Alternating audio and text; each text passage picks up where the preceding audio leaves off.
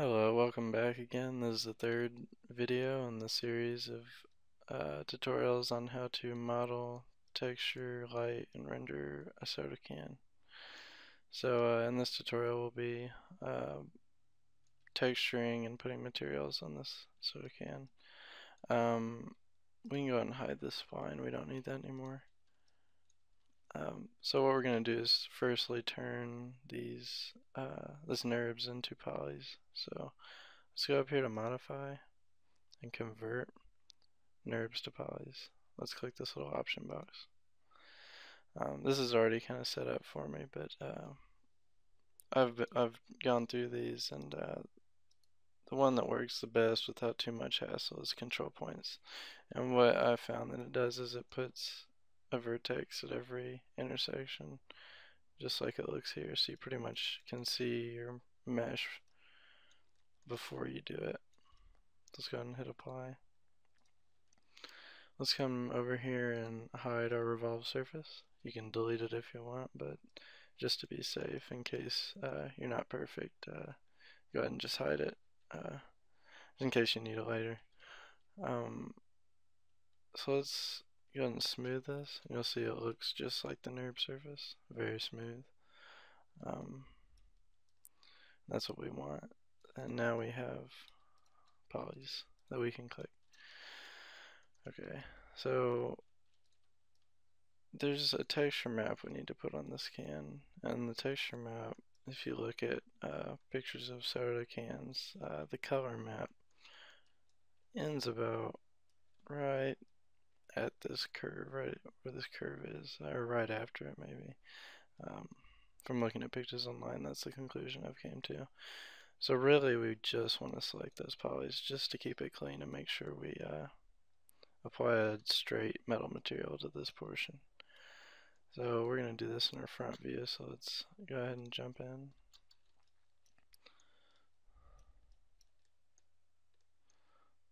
Go ahead and make a selection, about where we would like it to be. Let's zoom in here and fine tune that. That looks pretty good. I'd say that's about where it cuts off right after the curve. You'll have metal, so that was actually just a lucky selection. And that's what you want. So let's go back and go ahead and right click and assign new material. Let's give it a font material because that's similar to what we want. That's the kind of specular we want. That's kind of in a metal aluminum kind of a look. Now let's go ahead and lay out our UVs before we apply a texture map. Come up here to Window and open up the UV texture editor, and we can go ahead and just use this selection for the creation of our UVs. So go over here and click rendering, come down here to the polygons, and you're going to come up here to create UVs, and you're going to pick cylindrical mapping. And there's not many settings for this, so let's go ahead and project it. Okay, now this is what you want. This looks like your can is turned sideways, but it's not. That's what I initially thought, but this is actually just being very stretched sideways. And if you look at it, it actually matches the can. It's just been laid out. Let's go and just pull this in and pull this into the 0 to 1 space. So make sure it barely comes over the edge. It's not outside the edge. Okay, that looks really good. That's what we want. Now when we put our picture on there, it's gonna stretch perfectly around this soda can. So let's go ahead and do that. Go back to object mode, cancel out of this, and let's come over here. At the very end, if you select any object, at the very end of its nodes that it displays in the attribute editor will be its materials that are assigned to it. By default, every object has a default Lambert 1 applied to it. Don't worry about that. This is the phone that we put on the object. So where you're going to put the texture map is in the color attribute. So we can go ahead and click this little icon, which says, we want to put an input there. We want to input something, you know, a texture or something.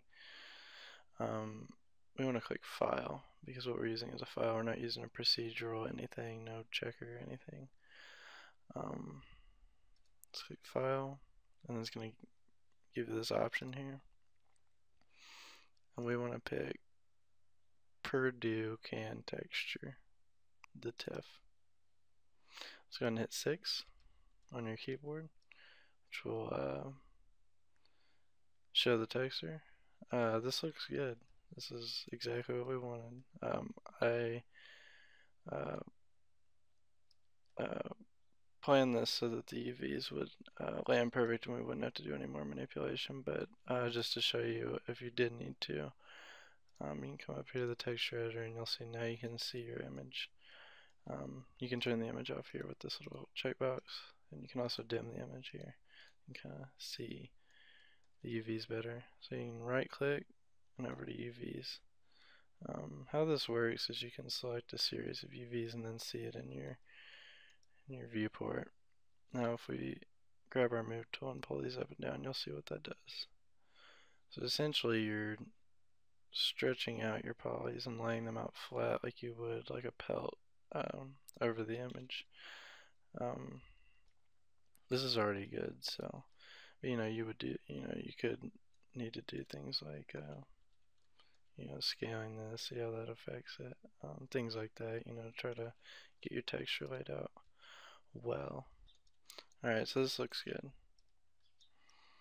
So now what we're gonna do, well, a way to do this, to select these down here, because next we're gonna put a metal texture down here.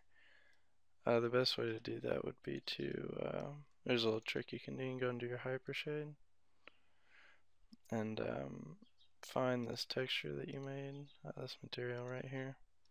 You can right click, as long as you have poly selected over here. So you want to select polys or faces, come up here and say select objects with material, and it's going to give you that selection. If you look closely, it didn't select the bottom, which is really awesome, because now you can come up here to edit and invert selection, and now we have just the bottom selected. So now we can right click, assign new material, say Fong. Let's just call this metal. Okay. Now if you want to access either of these materials, they're both going to be under the object node, so you have your Fong and your aluminum. So we need to change this color. Let's find a good spot.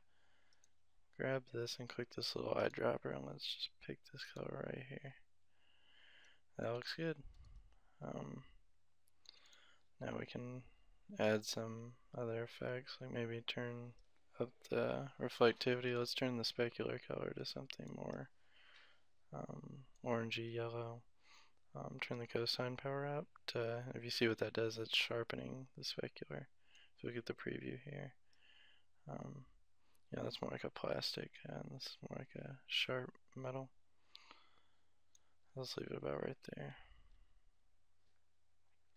Alright, that looks good. There's a chance when we're actually rendering this, we'll come back and change, affect these materials, make them more suitable to be rendered. We can go ahead and apply that material here. Go to assign existing material and say alum metal. Alright, now what we're going to do for the top here is we're going to apply a texture, so we don't have to model all that fine detail. Just a texture, and then we're going to tint the texture to be this color. So let's go ahead and unsmooth this and grab faces. Let's grab this, and then let's grow our selection. And a quick way of doing that is to just hit shift period or shift comma.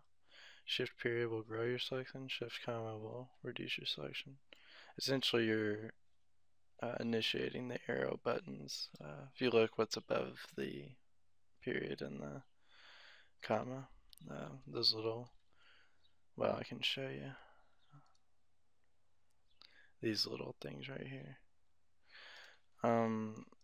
And we only want to apply the texture map to this top piece right here. The rest is going to have a this aluminum material. The way we're going to do this is we're going to project this via the camera. So we want to get from the top. So let's just get our top view.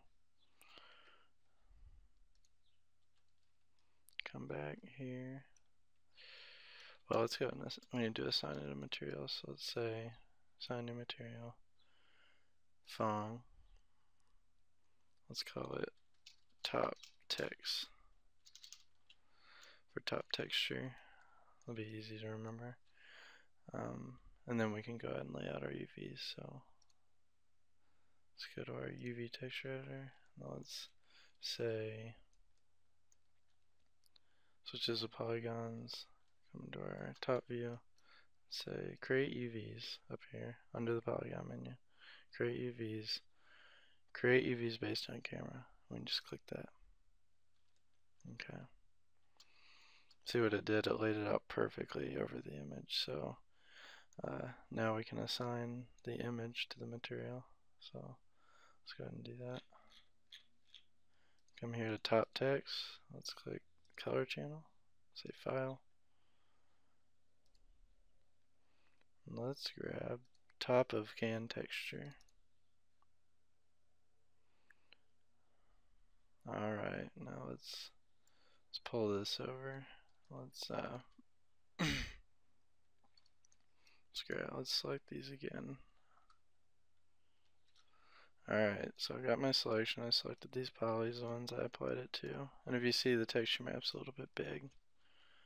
Or the my UVs are a bit big. So let's grab UV, select all.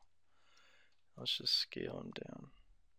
Now put this the rest of the cylinder in here. Don't worry about that because this texture map isn't being applied to it, so it's fine. If you can just ignore it. So if you see what's happening in the scene, I want to get this to where it is just inside the ring. We don't want the outside. That's what we have already modeled. So let's pull that in just a little bit. About right there looks perfect. Okay, let's close this. Let's go into object mode. Let's go and smooth this. That looks great.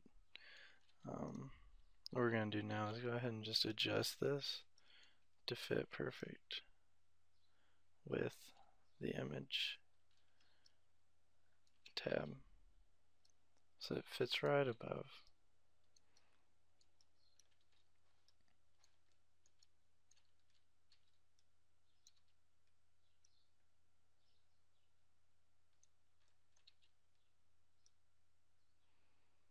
That looks pretty good. Doesn't look like anyone will see it, especially if they're not rendering it real close.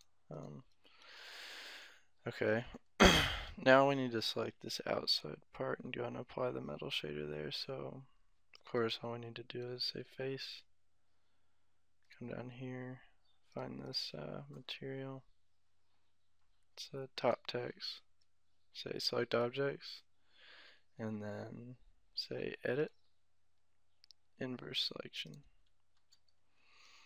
Now let's apply existing material on metal. Okay, that looks good. Now I know what you're thinking, you know, what are you doing? Like, that doesn't look right. That's silver. And I thought about that and I wondered, you know, should I edit it in Photoshop? You know, what should I do? So I started thinking about it. I started messing around with the texture and I found out this little neat thing you could do.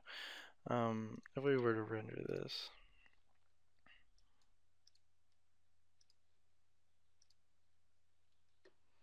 let's go ahead and turn up our settings a little bit. Go to quality, bump it up to 2. That all looks fine.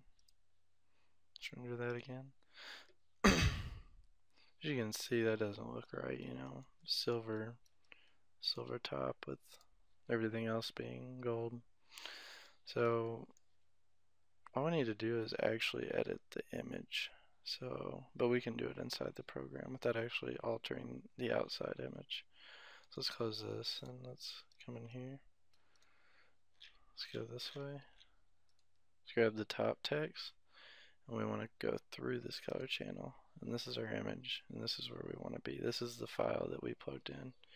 So you can go out, in, this is out, in, top text, file, and then of course your place texture. And your place texture is just simply to be able to, if I wanted to repeat this like that, if it's a tileable texture, this is where you'll do that stuff. You can offset it, stuff like that. It's really helpful.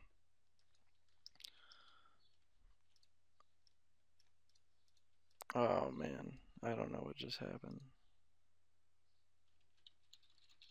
See if I can Z out of that. Okay, good. I don't know what happened. Mine can be finicky sometimes. I probably did something stupid.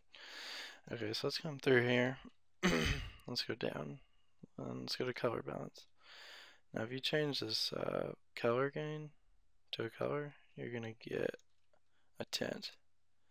Let's come in here and let's put this at a orangey yellow. See? I already got it. That looks probably pretty decent, but we can adjust it if it doesn't look quite right. Alright, we could probably lighten that up a bit. So just pull it, towards the white. Just lighten it up. See how that looks. That looks good, but let's, pull it back. Just a little too light.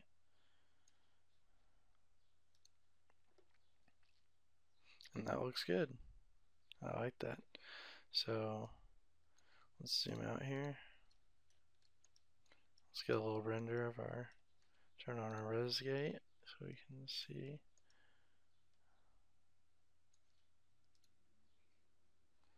That looks awesome. So hopefully you ended up with the same result as me. I'm thinking that, we'll probably adjust these metal textures, or metal materials. They're specular and stuff like that. We might adjust that at the, during the lighting and rendering portion as we see fit. So I guess that's it. So in here you learned how to UV map, how to unwrap an object. There's different unwraps. If you get something complicated like a face or a body, you're going to have to do some stitching and sewing. That's where it gets more complicated, and you'd have to do some more tutorials to learn how to do that.